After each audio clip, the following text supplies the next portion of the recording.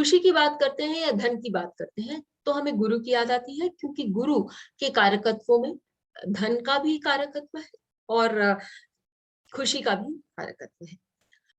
मंगल को भूमि का आधिपत्य दिया गया है, और यदि किसी का मंगल बली है तो, या फिर बली ना हो, यदि नीच का भी मंगल यदि किसी का कैंसर साइन में बैठा है तो मैंने ये देखा है कि उस व्यक्ति के पास प्रॉपर्टी की कोई कमी नहीं होती है।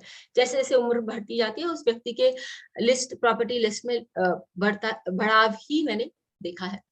यदि किसी का मंगल बली है, फोर्थ हाउस से जुड़ा हुआ है, यदि किसी का मंगल लग्न से जुड़ा हुआ है तो उस व्यक्ति के पास बहुत सारे प्रॉपर्टीज होंगे। लेकिन क्या वो व्यक्ति real estate agent, property broker या उसके जो शेयर्स है प्रॉपर्टी के, उससे कब कमाएगा? उसके लिए हमें D4 भी देखना पड़ेगा।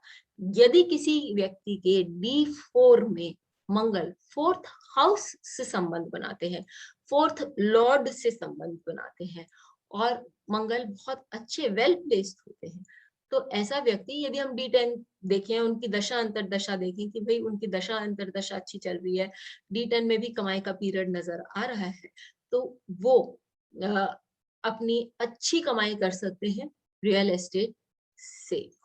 तो इसके लिए हम दो चार एग्जाम्पल ले लेते हैं। सबसे पहला एग्जाम्पल हम वॉरेन बफे का ले लेते हैं। वॉरेन बफे के चार्ट में यदि हम देखें तो उनका जो मंगल है वो पंचम भाव का स्वामी है। D1 पंचम भाव का स्वामी है, जो कि बताता है कि आप शेयर्स, डिबेंचर्स, रिस्क वेंचर्स से अच्छा पैसा कमा सकते हैं।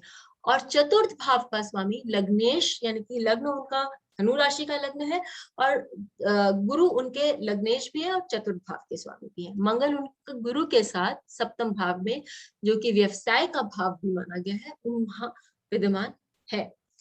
जब हम उनका D4 देखते हैं तो भी लग्न उच्च का सेम लग्न है, उत्तम लग्न है, तो धनु लग्न पर उनके बुध और गुरु विद्यमान है, दोनों दिग्बली हैं और सप्तम भाव के स्वामी भी बुध है।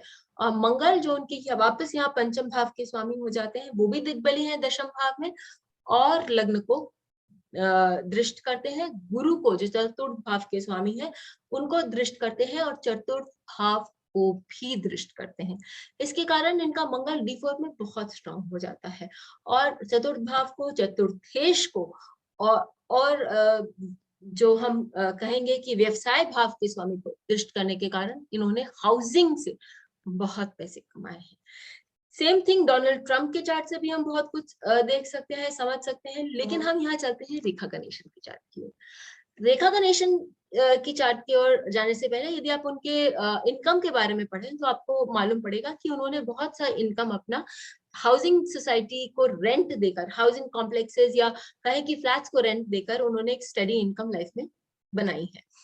तो वो हम कैसे देखते हैं? लग्न पर उनके मंगल बैठे हुए हैं राहु के साथ।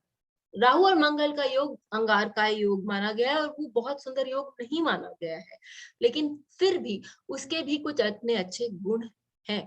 राहु जिस प्लैनेट के साथ बैठते हैं वो उस प्लैनेट के जो गुण है उनको बढ़ा देते हैं। तो मंगल और यदि चतुर्थ दृष्टि से चतुर्थ भाव को दृष्ट करते हैं और अष्टम दृष्टि से चतुर्थेश गुरु को, जो कि उच्च के होकर अष्टम भाव में बैठे हैं, उनको दृष्ट करते हैं और वो गुरु भी पुष्य नक्षत्र में बैठे, यानी कि उनमें उनको बहुत कुछ धन प्राप्त हो सकता है।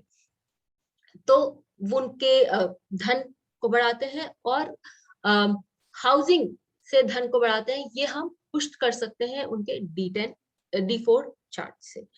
तो D4 में भी उनका जो लग्न है वो धनु लग्न ही है और मंगल पंचमेश होकर दशम भाव में बैठे हैं, दिग्बली होकर बैठे हैं और लग्न को देख रहे हैं। लग्न को देख रहे हैं, D4 के लग्न को देख रहे हैं। जब मंगल D4 के लग्न को देखते हैं और दशम भाव में बैठते हैं तो मैंने जैसे आपको पहले कहा कि ऐसे व्यक्ति जो है वो हाउसिंग से रेंट से आदि इन सारी चीजों से काफी कुछ अच्छा कमा सकते हैं।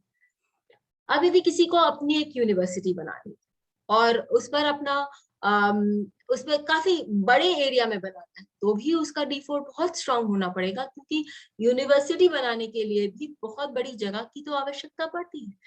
तो यही चीज आप रविंद्रनाथ टैगोर जी के चार्ट में भी देख सकते हैं। रविंद्रनाथ जी के चार्ट में मीन लग्न है और मंगल जो है वो चतुर्थ भाव में विद्यमान है केतु के साथ, और मंगल चतुर्थ चतुर्थेश के साथ उनका राशि परिवर्तन है। द्वितीयेश और चतुर्थेश यानी कि विद्या को लेकर हम बात कर सकते हैं। फिर जब हम उनका D4 देखते हैं तो मंगल उनका फिर से चतुर्थ भाव, और उनका जो लग्न है वो भी वापस मीन लग्न है D4 में, और मंगल उनके चतुर्थ भाव में विद्यमान है और D10 में देख रहे हैं। यहाँ गुरु यहाँ इनका द्वितीय भाव में विद्यमान है। तो हम देखते हैं कि D4 में भी उनका बहुत स्ट्रॉन्ग होल्ड है मंगल का, और दोनों जगह सेम पोजीशन होने के कारण उस मंगल को बहुत बल प्राप्त हुआ है।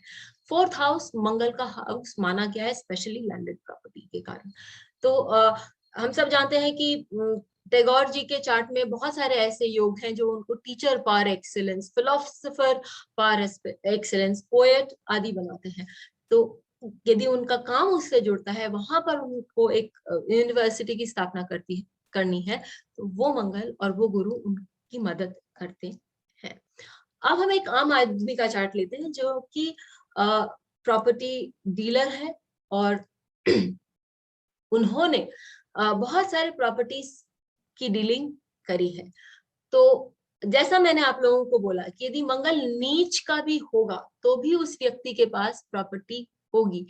कि हाँ, मंगल जो है मीन लग्न के कुंडली होने के कारण मंगल जो है पंचम भाव में नीच के हैं, लेकिन उच्च के गुरु के साथ है और गुरु लग्न को देख रहे हैं।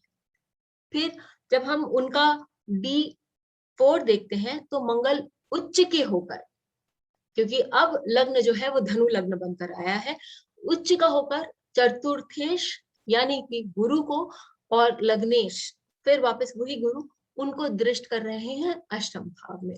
गुरु भी उच्च के हैं और मंगल भी।